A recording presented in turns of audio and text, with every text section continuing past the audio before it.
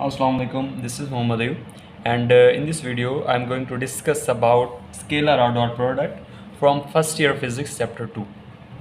तो scalar product, scalar या dot product, तो इसी वीडियो के एंड में या इसी वीडियो के दरमियान में आप लोग जान पाएंगे कि इसको हम स्केलर प्रोडक्ट या डॉट प्रोडक्ट क्यों कहते हैं, यानी इस मल्टीप्लिकेशन को हम डॉट या स्केलर प्रोडक्ट क्यों कहते हैं। एक्चुअली हम लोग बात कर रहे हैं वेक्टर्स की प्रोडक्ट की। तो वेक्टर की प्रोडक्ट जो है वो दो तरह की होती है, एक होती है स्केलर प्रोडक्ट और एक दूसरी होती है वेक्टर प्रोडक्ट। होते दोनों वेक्टर्स ही हैं, मतलब दो वेक्टर्स क्वांटिटीज़ को हम मल्टीप्लाई करवाते हैं और इसी के अंदर हम जो है वो स्केलर या डॉट प्रोडक्ट की जो हम कैरेक्टरिस्टिक्स भी डिस्कस करेंगे।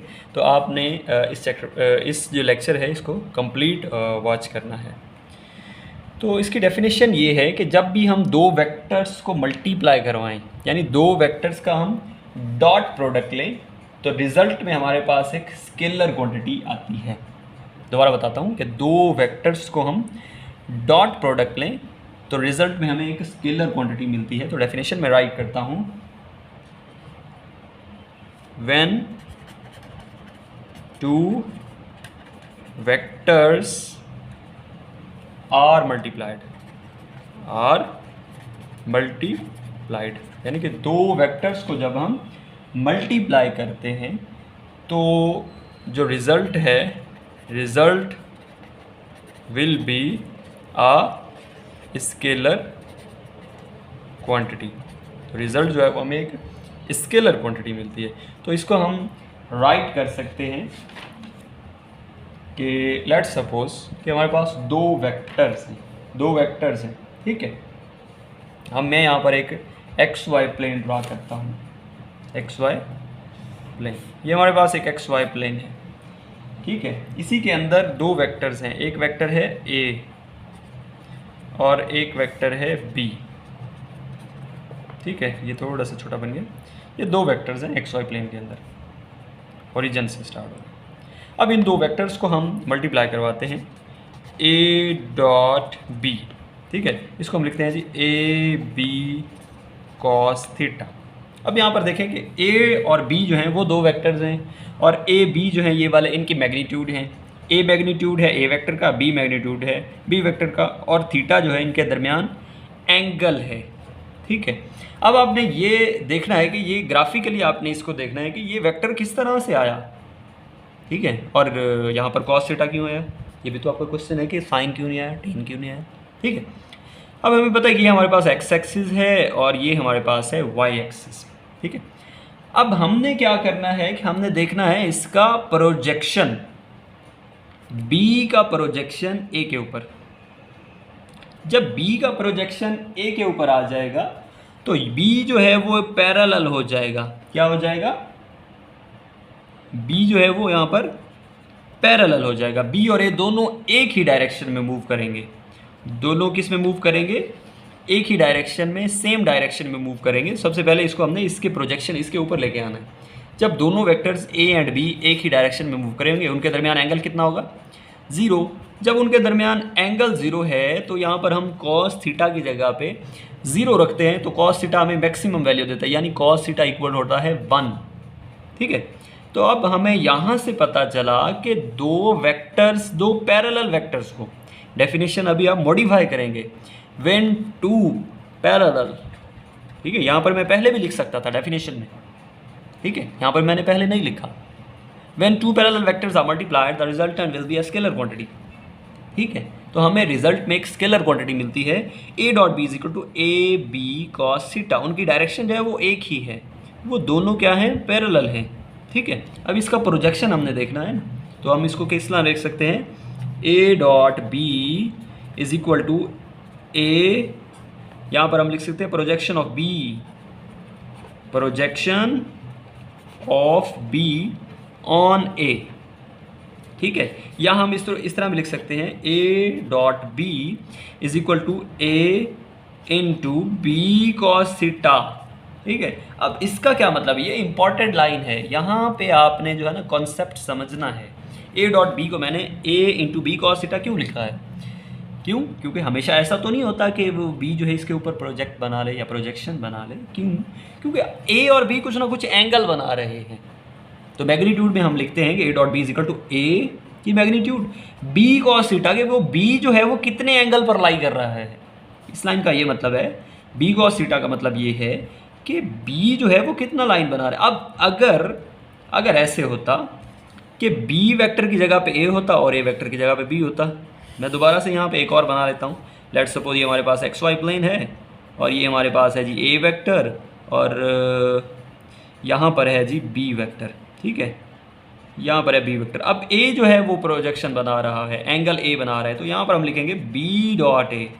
बी डॉट ए हो जाएगा जी B into A cos theta. तो जाहिर सी बात है जो एंगल बना रहा है वो हमारे पास ए बना रहा है ना, तो हम इसको लिख सकते हैं कि B dot A is equal to B A cos theta, ठीक है, क्योंकि दोनों का रिजल्ट तो एक ही है। दोनों वेक्टर्स को मल्टीप्लाई करवाते हैं तो हम कह सकते हैं कि A dot B is equal to B dot A, कोई फ़र्क नहीं पड़ा। तो ये हमारे पास है स्केलर या डॉट प्रोडक्ट। अब इसकी एग्जाम्पल देख लें, आप रियल लाइफ एग्जाम्पल देख लें स्केलर या डॉट प्रोडक्ट की। तो नेक्स्ट पेज पर हम लोग चलते हैं एग्जाम्पल्स। दो एग्जाम्पल्स को मैं डिस्कस करूंगा यहाँ पर, स्केलर या डॉट प्रोडक्ट की दो एग्जाम्पल्स को मैं डिस्कस करूंगा। तो सबसे पहली एग्जाम्पल है हमारे पास, लेट्स सपोज कि ये एक आदमी है, ठीक है, और ये जो है वो अपने दोनों हाथों के साथ ना एक बॉक्स को खींच रहा है, ठीक है ना, एक बॉक्स को यहाँ पर खींच रहा है, ठीक है, ये मतलब फर्श है और ये हमारे पास है बॉक्स, ठीक है। तो जाहिर सी बात है बॉक्स को खींच रहा है फोर्स के साथ, ठीक है, फोर्स एक वेक्टर क्वांटिटी है, फोर्स लगा रहा है, पुल कर रहा है, ठीक है, और जाहिर सी बात है बॉक्स जो है वो अपनी जगह से डिस्प्लेस हो रहा है, ठीक है ना, तो डिस्प्लेसमेंट तय कर रहा है ये बॉक्स, ठीक है। हमें ये पता है, हमने ऑलरेडी पढ़ रखा है कि फोर्स और डिस्प्लेसमेंट जो है दो वेक्टर क्वांटिटीज़ हैं। अगर मैं ये भी डिस्प्लेसमेंट है और ये भी डिस्प्लेसमेंट है तो यहाँ पर थीटा बन रहा है। फोर्स जो है वो क्या है, यहाँ पर एक एंगल बना रही है, क्या बना रही है, एंगल बना रही है। तो इसी को हम लिखते हैं एफ डॉट डी। तो एफ डॉट डी हमें पता है फोर्स और डिस्प्लेसमेंट का डॉट प्रोडक्ट, वो हमारे पास वर्क डन होता है, जाहिर सी बात है ये वर्क कर रहा है ना, तो हम लिखते हैं कि work is equal to force और डिस्प्लेसमेंट, ठीक है। तो हम इसको लिखेंगे W is equal to F vector dot D vector, ठीक है, क्योंकि इनका हमने डॉट प्रोडक्ट लिया, दो वेक्टर क्वांटिटीज़ का हमने डॉट प्रोडक्ट लिया है और रिजल्ट में हमें एक स्केलर क्वांटिटी मिली है। आप याद रखिएगा कि वर्क एक स्केलर क्वांटिटी है, आप प्रीवियस क्लासेस में पढ़ के आए हैं। तो इसको हम फर्दर एलाबोरेट करें तो एफ डी कॉस थीटा हो जाएगा, एफ डी कॉस थीटा हो जाएगा। ये हमारे पास दो वेक्टर क्वांटिटीज़ का सम, रिजल्ट में हमारे पास एक स्केलर क्वांटिटी आया है। सेकंड एग्जांपल देख लें। सेकंड एग्जांपल यूँ समझे कि ये हमारे पास एक एरिया है, क्या है, एरिया। उस एरिया की जो सरफेस की डायरेक्शन है, मैंने यहाँ पर सरफेस की डायरेक्शन की बात की है, एरिया की नहीं की। सरफेस की डायरेक्शन है इस तरफ, ठीक है, और यहाँ से इलेक्ट्रिक फील्ड लाइंस पास हो रही हैं, इलेक्ट्रिक फील्ड लाइंस यहाँ से पास हो रही हैं। उस इलेक्ट्रिक फील्ड लाइंस की डायरेक्शन भी इस तरफ है, ठीक है। तो यहाँ पर हम इसको लिखते हैं ई डॉट ए, सरफेस का, एरिया की डायरेक्शन और इलेक्ट्रिक फील्ड लाइंस की, इसी का नाम है जी इलेक्ट्रिक फ्लक्स। क्या नाम है, इलेक्ट्रिक फ्लक्स। इलेक्ट्रिक फ्लक्स हमारे पास एक स्केलर क्वांटिटी होती है। वो स्केलर क्वांटिटी कहाँ से आती है, दो वेक्टर्स के डॉट प्रोडक्ट से। अब इसको हम फर्दर एलैबोरेट कर सकते हैं तो ई ए कॉस थीटा हमारे पास आ जाएगा। तो दो वेक्टर्स का डॉट प्रोडक्ट लेने से हमारे पास एक स्केलर क्वांटिटी आई इलेक्ट्रिक फ्लक्स के केस में, और यहाँ पर दो वेक्टर क्वांटिटीज का हमने डॉट प्रोडक्ट लिया एफ डॉट डी, हमारे पास एक वर्क आया, दोनों ही स्केलर क्वांटिटीज है। तो अब आपको पता चल गया होगा कि डॉट प्रोडक्ट को हम स्केलर क्यों कहते हैं, कि दो वेक्टर्स को हम मल्टीप्लाई करवाएं और रिजल्ट में हमें एक स्केलर क्वांटिटी मिले। अब हम इसकी कैरेक्टरिस्टिक्स को डिस्कस करते हैं नेक्स्ट पेज पर। तो कैरेक्टरिस्टिक्स ऑफ स्केलर या डॉट प्रोडक्ट, सबसे पहली कैरेक्टरिस्टिक्स जो है हमने पता है कि ए डॉट बी जो है वो इज इक्वल है बी डॉट ए के, यानी वेक्टर्स को हम अगर हम वेक्टर्स की अरेंजमेंट चेंज करें तो रिजल्ट हमेशा सेम आएगा, तो ये मैटर ही नहीं करता। ए डॉट बी हमारे पास होता है ए बी कॉस थीटा और बी डॉट ई जो होता है हमारे पास बी ए कॉस थीटा होता है। तो हम ये कह सकते हैं कि वेक्टर जो स्केल डॉट प्रोडक्ट है वो कम्यूटेटिव लॉ ऑफ मल्टीप्लिकेशन को होल्ड करता है, ठीक है, कम्यूटेटिव लॉ को होल्ड करता है, होल्ड्स कम्यूटेटिव लॉ, ठीक है। अब नेक्स्ट है the dot product of two vectors result will B maximum, वो हमें मैक्सिमम रिजल्ट देगा। कैसे कि दो पैरेलल वेक्टर्स हैं, लेट्स सपोज ये ए वेक्टर है और ये बी वेक्टर है, दोनों ही पैरेलल हैं, ए वेक्टर और बी वेक्टर, इनके दरमियान एंगल 0 है, तो हम यहाँ पर लिखते हैं जी A dot B is equal to cos theta, ठीक है।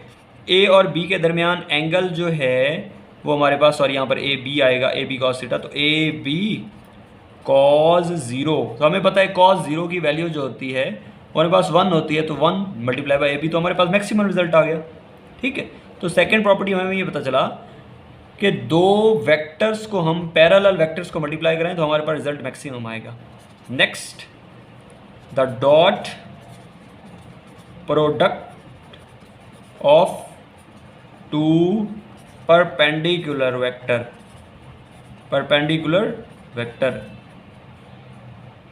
दो वेक्टर जो हैं आपस में क्या हैं, परपेंडिकुलर हैं, ये ए है ये बी है, इनके दरमियान एंगल जो है वो कितना है 90 डिग्री है, तो यहाँ पर हम 90 पे चेक करते हैं रख के, A dot B is equal to A B cos theta, theta जो है हमारे पास 90 डिग्री है, तो A dot B A B is equal to cos 90, हमें पता है कि कॉस 90 जो है कॉस 90 डिग्री वो हमारे पास 0 होती है, तो हमारे पास क्या हो जाएगा, the dot product of two perpendicular vector is 0, वो क्या हो जाएगा हमारे पास 0 हो जाएगा।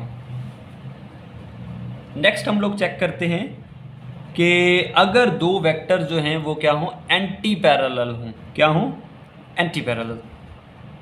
लेट्स सपोज कि एक की डायरेक्शन इस तरफ है और दूसरे की डायरेक्शन इस तरफ है, इनके दरमियान एंगल कितना बने 180 डिग्री, तो 180 पे हम लोग चेक करके देखते हैं कि A dot B is equal to A B cos 180 degree. आप कैलकुलेटर पे चेक करें, मैं भी चेक करता हूँ। तो कॉस 180 की वैल्यू जो होती है, कॉस 180 की वैल्यू -1 होती है, तो ये हमारे पास नेगेटिव हो जाएगी, मतलब डायरेक्शन रिवर्स हो जाएगी, ठीक है। अब in case of unit vectors, unit vector के केस में हम लोग इसको अभी देख लेते हैं। लेट्स सपोज ये हमारे पास एक्स वाई जी प्लेन है, एक्स एक्सिस का जो यूनिट वेक्टर होता है वो हमारे पास होता है आई, वाई एक्सिस का होता है जे और इसी तरह इसका होता है के, ठीक है। अब अगर हम यहाँ पर आई डॉट आई की बात करें, ठीक है, आई डॉट आई, क्योंकि दोनों ही पैरेलल हैं, यहाँ पर पैरेलल जो वेक्टर हैं उन वो जो हमें मैक्सिमम रिजल्ट देता है, ठीक है, वो हमें क्या देता है, मैक्सिमम रिजल्ट देता है। और इसी तरह जे डॉट जे और के डॉट के का भी मैक्सिमम रिजल्ट हो जाएगा, तो I dot I is equal to 1, J dot J is equal to 1 और के डॉट के भी 1 के इक्वल हो जाएगा। सिमिलरली अगर हम दो वेक्टर्स को परपेंडिकुलर देखें, यानी कि आई डॉट जे देखें, तो आई डॉट जे जो है वो हमारे उनके दरमियान एंगल 90 है, तो वो 90 मीन परपेंडिकुलर, तो हमें यहाँ से भी पता चला कि परपेंडिकुलर वेक्टर का जो डॉट प्रोडक्ट है वो तो 0 है, तो I dot J is equal to 0 है। इसी तरह जे डॉट के भी 0 हो जाएगा, ठीक है, और के डॉट आई भी 0 कंसीडर होगा। अब हम देखते हैं कि इसके जो हमारे पास होते हैं रेक्टेंगुलर कंपोनेंट्स, अगर हम दो वेक्टर्स को हम रेक्टेंगुलर कंपोनेंट्स में देखें तो हम पहले तो मैं उसके कंपोनेंट्स बना लेता हूँ। ए डॉट बी, ए के कंपोनेंट जो होते हैं वो A X I unit vector, A Y J unit vector plus A Z K unit vector, इसका डॉट हम लेते हैं जी। बी के भी कंपोनेंट बनाता हूँ, B X I unit vector, B Y J unit vector plus B Z K unit vector. तो ये हमारे पास उसके मैग्नीट्यूड हो गए, कंपोनेंट्स हो गए, ठीक है। तो सबसे पहले ए एक्स जो है वो सबके साथ मल्टीप्लाई होगा, तो मैं यहाँ पे लिखता हूँ जी A X B X I dot I plus, ये सबसे पहले मैं इसको राइट कर देता हूँ। तो मैंने यहाँ पर इसके मल्टीप्लिकेशन लिख ली है। तो ये अभी हम चेक करते हैं फाइनल रिजल्ट हमारे पास क्या आएगा। यहाँ पर आप लोग देखते जाएं कि यहाँ पर आपने जो है ना यूनिट वेक्टर को देखना है, जस्ट आप यूनिट वेक्टर को चेक करें, मैग्नीट्यूड बाद में देखेंगे। आई डॉट आई, हमें पता है कि आई डॉट आई जो है वो हमारे पास 1 के इक्वल है, तो ये हमारे पास 1 हो जाएगा। अब यहाँ पर देखें आई डॉट जे, ये हमारे पास 0 है तो इसको हम 0 कर देते हैं। आई डॉट के भी 0 है क्योंकि दोनों परपेंडिकुलर, ये भी 0 हो जाएगा। जे डॉट के ये भी 0, जे डॉट जे हमारे पास 1 है। इसी तरह आई डॉट के ये हमारे पास 0, के डॉट आई भी 0, जे डॉट के भी 0 क्योंकि परपेंडिकुलर हैं।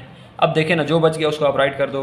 वो हमारे पास बचा है ए एक्स बी एक्स प्लस यहाँ से ए Y B Y plus A Z B Z, ठीक है। तो ये हमारे पास ए डॉट बी के कंपोनेंट्स, तो ये हमारी प्रॉपर्टीज़ थी और हमारे पास एक डॉट या स्केलर प्रोडक्ट था।